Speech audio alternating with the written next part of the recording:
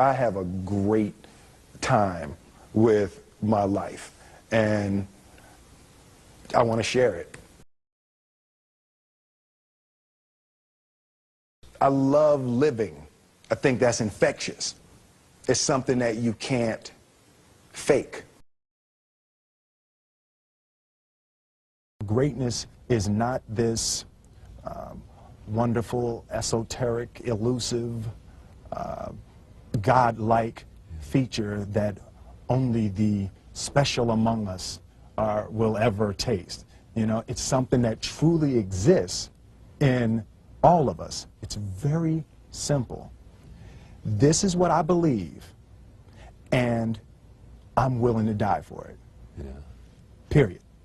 It's that simple. I know who I am, and I know what I believe. I know who I am, I know what I believe. That's all I need to know. And that's all I need to know. So from there, you do what you need to do. Yeah. You know, and I think what happens is we make the situation more complex than it has to be. Because we're looking for complexity. There's got to be something complex to understand. It can't be that easy. No. We didn't grow up with the sense that where we were was where we were going to be. You know, we grew up with the sense that where we were almost didn't matter because we were becoming right. Something greater. The separation of talent and skill is one of the greatest misunderstood concepts for people who are trying to excel, who have dreams, that want to do things. Talent you have naturally. Skill is only developed by hours and hours and hours of beating on your craft. I've never really viewed myself as particularly talented. Where I excel is ridiculous, sickening work ethic. You know, while the other guy's sleeping, I'm working. While the other guy's eating, I'm working. There's no easy way around it. No matter how talented you are, your talent is going to fail you if you're not skilled. Mm-hmm. You know, if you don't study, if you don't work really hard and dedicate yourself to being better every single day, mm-hmm. you'll never be able to communicate with people, with your artistry, the way that you want. So the only thing that I see that is distinctly different about me is I'm not afraid to die on a treadmill. You might have more talent than me, you might be smarter than me, but if we get on the treadmill together, right, there's two things. You're getting off first, or I'm going to die. It's really that simple. One summer, his dad tore down a brick wall on the front of his business and told 12-year-old Will and his 9-year-old brother to rebuild it, a job they said was impossible. It took them 1.5 years, but they did it. And he said, now don't you ever tell me it's something that you can't do. You don't try to build a wall. You don't set out to build a wall. You don't say, I'm going to build the biggest, baddest, greatest wall that's ever been built. You don't start there. You say, I'm going to lay this brick as perfectly as a brick can be laid. Yeah. And you do that every single day. And soon you have a wall. And soon you have a wall. You know, it's an idea that my grandmother always had, that you know, if you're going to be here, then there's a necessity to make a difference. She always instilled the responsibility, the spiritual responsibility that you have to make every group you come in contact with better.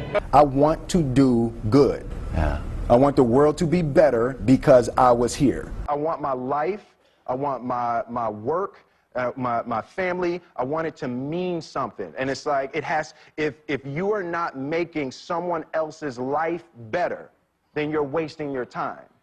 You know, like your life will become better by making other lives better.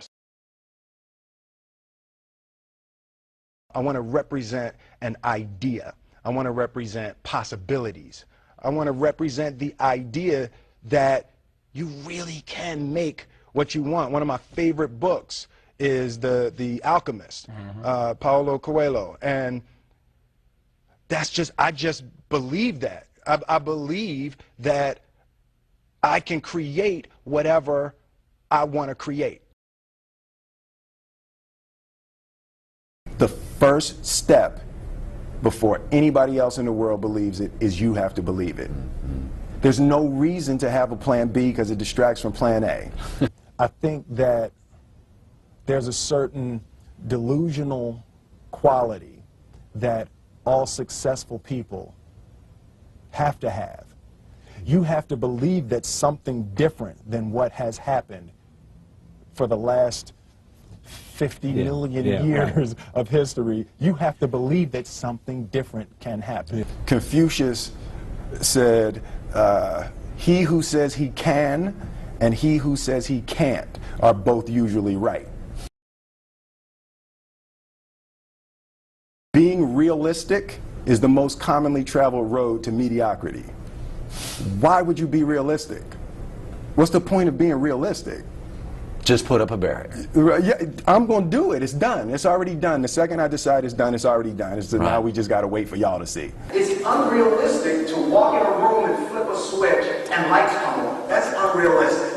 Fortunately, Edison didn't think so. It's unrealistic to think you're going to bend a piece of metal and fly people over an ocean in that metal. That's unrealistic. But fortunately, the Wright brothers and others didn't believe that. And it just seems like such a ridiculous idea to me to embrace the idea that it's not going to happen and that's not real for that to happen. As soon as you say it, now you just made that real.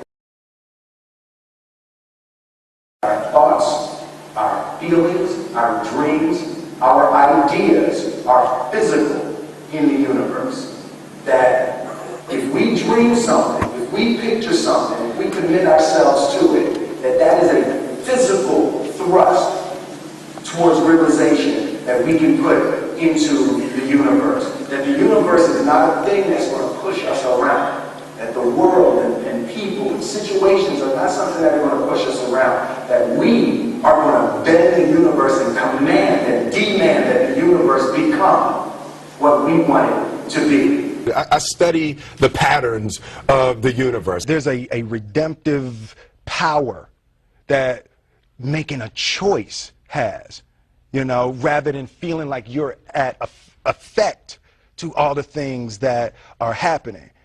Make a choice, right? You just decide what it's going to be, who you're going to be, how you're going to do it. Just decide. And then from that point, the universe is going to get out your way. It's like it's water. It wants to move and go around stuff, you know. You know, there's a flow of the universe that I've grown to know just how to go with it. I realized that to have the level of success that I want to have, it's difficult to spread it out and do multiple things. It takes such a desperate, obsessive focus. You really got to focus with all of your fiber and all of your heart and all of your creativity. I'm motivated by fear. Fear. You know? Fear of what? Fear of fear. I hate being scared to do something. And I think what developed in my early days was the attitude that I started attacking things that I was scared of. It was Franklin Roosevelt said the only fear you have to fear is fear itself. Absolutely. Remember that? Absolutely. Yeah.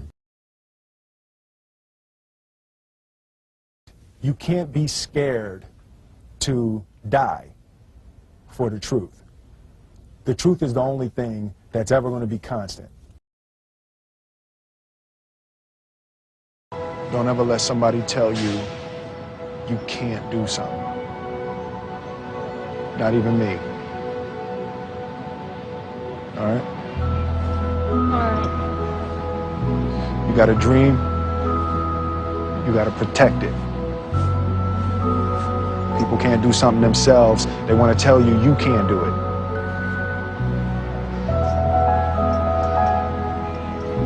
You want something, go get it. Period.